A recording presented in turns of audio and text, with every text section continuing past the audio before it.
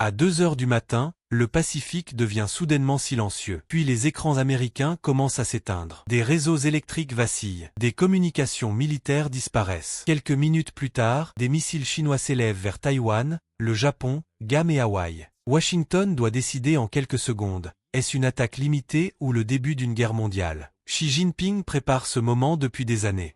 Mais une question demeure. Astérisque qui craquera en premier, les États-Unis, la Chine, ou l'alliance qui se tient derrière Washington, astérisque. Xi Jinping sait qu'une attaque directe contre les États-Unis serait extrêmement risquée. La Chine possède environ 500 armes nucléaires, près de 2,35 millions de militaires actifs et l'une des plus grandes marines du monde. Mais le problème est évident. Les forces américaines sont installées partout dans le Pacifique. Le Japon et la Corée du Sud accueillent à eux seuls environ 190 installations militaires américaines. Alors, l'attaque ne commence pas par des missiles. Elle commence dans le cyberespace. Des hackers chinois ciblent les réseaux d'eau, les centrales électriques, les communications, les transports et les entreprises qui fournissent des services essentiels à l'armée américaine. Le but est simple. Provoquer le chaos et ralentir la réponse américaine. La Chine a déjà montré ses capacités avec des opérations comme Volt Typhoon. Des réseaux liés aux chemins de fer, aux pipelines, aux systèmes maritimes et à l'approvisionnement en eau avaient été compromis. Mais cette fois, l'attaque est beaucoup plus grande. Les commandants américains commencent à recevoir des informations incomplètes. Les systèmes de transport deviennent inutilisables. Les alertes de cybersécurité se multiplient. Pendant quelques heures, l'Amérique poursuit des ennemis invisibles. Et c'est exactement ce dont Pékin a besoin. L'ordre suivant est donné à la force des fusées de l'Armée populaire de libération. Cette force compte environ 120 000 membres et contrôle plusieurs bases de missiles balistiques. Les estimations parlent d'environ 4 000 missiles chinois capables de frapper des cibles terrestres et des navires en mer. La première cible est Taïwan. Des avions de chasse chinois décollent pendant que des missiles frappent les défenses de l'île. Mais Taïwan n'est pas la seule cible. La Chine attaque également les bases américaines au Japon, en Corée du Sud et aux Philippines. Des missiles DF-26, capables de parcourir environ 2485 miles, se dirigent vers les installations militaires américaines. Puis vient Guam. Et ensuite Hawaï. Le DF-27 hypersonique devient particulièrement dangereux. Il est conçu pour parcourir de longues distances et compliquer le travail des défenses antimissiles américaines. Mais pourquoi frapper Hawaï? Parce que la Chine ne cherche pas seulement à détruire. Elle veut gagner du temps.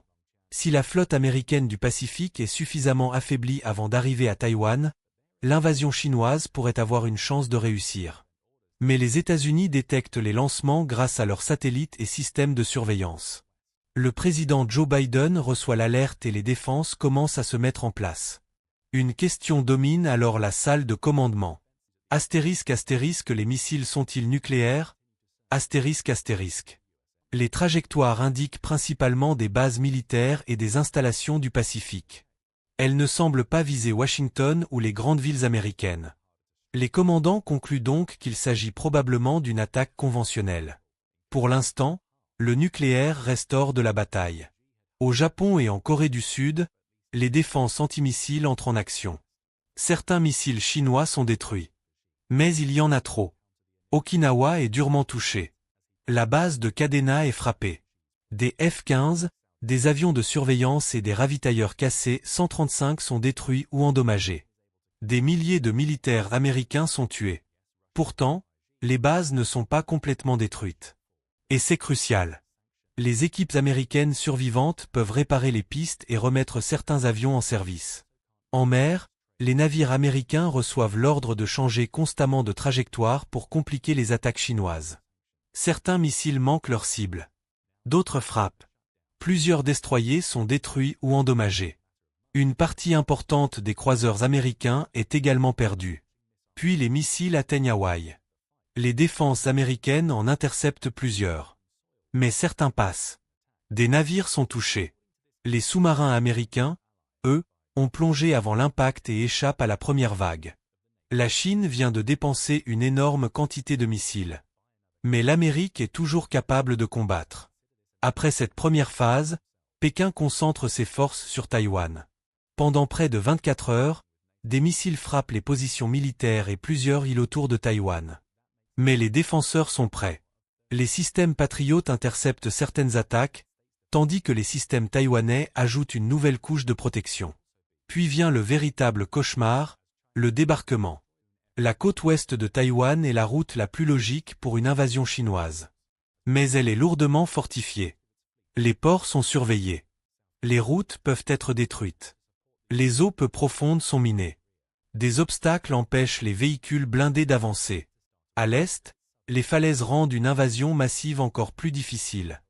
La Chine peut débarquer des soldats. Mais atteindre Taipei est une toute autre histoire. Et pendant que les combats continuent, Washington prépare une autre arme, l'économie. La Chine dépend énormément du commerce international. En 2023, elle a importé environ 2560 milliards de dollars de marchandises. Les États-Unis utilisent maintenant leur réseau d'alliés pour couper progressivement les échanges. L'Europe rejoint la pression économique. Puis le pétrole devient une arme. La Chine consomme environ 11,8 millions de barils par jour. La Russie fournit une partie importante de cette énergie, mais une grande quantité vient également d'autres pays. Si ces approvisionnements diminuent fortement, l'économie chinoise commence à souffrir. Les usines ont besoin d'énergie. Les avions ont besoin de carburant. Les navires ont besoin de ravitaillement. Et une guerre moderne consomme tout cela à une vitesse terrifiante. On se comprend alors qu'il ne dispose peut-être que de quelques mois pour gagner. Puis Washington appelle ses alliés de l'OTAN. La Chine a attaqué des forces américaines et le territoire américain.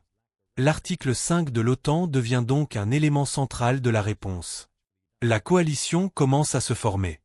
Les porte-avions américains se dirigent vers le détroit de Taïwan. Le Royaume-Uni envoie le HMS Queen Elizabeth. Le Canada fournit plusieurs frégates. Le Japon mobilise une grande partie de ses destroyers. L'Australie devient également essentielle, car plusieurs installations américaines y sont toujours opérationnelles. La Corée du Sud, elle, reste prudente. Elle doit soutenir Washington sans laisser la Corée du Nord profiter de la situation. Soudain, la Chine ne combat plus seulement les États-Unis. Elle fait face à une coalition.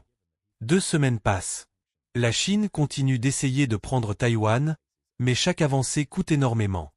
Une route est détruite. Un tunnel est effondré. Un débarquement est repoussé. Des soldats chinois atteignent certaines zones, mais se retrouvent piégés dans des combats urbains extrêmement difficiles. Le plan devait être rapide. Maintenant, le temps devient l'ennemi de Pékin. Les forces américaines et alliées approchent. Puis les États-Unis utilisent leur stratégie rapide Dragon. Des avions de transport peuvent lancer des palettes contenant de grandes quantités de missiles de croisière à longue portée. Soudain, les défenses chinoises doivent gérer une pluie de missiles. Certains frappent les navires. D'autres saturent simplement les systèmes de défense. Les bases aériennes chinoises sont ensuite attaquées à plusieurs reprises. Les avions chinois ont de plus en plus de difficultés à décoller. Les F-16 taïwanais continuent de combattre, non pas pour détruire toute l'aviation chinoise, mais pour gagner du temps. Puis les porte-avions américains arrivent. 8 porte-avions peuvent apporter des centaines d'avions dans la région. L'équilibre commence à changer. Les forces chinoises sont repoussées. Leurs bases deviennent inutilisables. Leurs routes vers Taïwan sont menacées. Mais la victoire américaine a un prix. Les sous-marins chinois, notamment ceux de classe Chang, parviennent à détruire 2 porte-avions américains. Environ 150 avions sont perdus avec eux. C'est un choc énorme. Mais les sous-marins américains ripostent. Les porte-avions chinois sont également pris pour cible.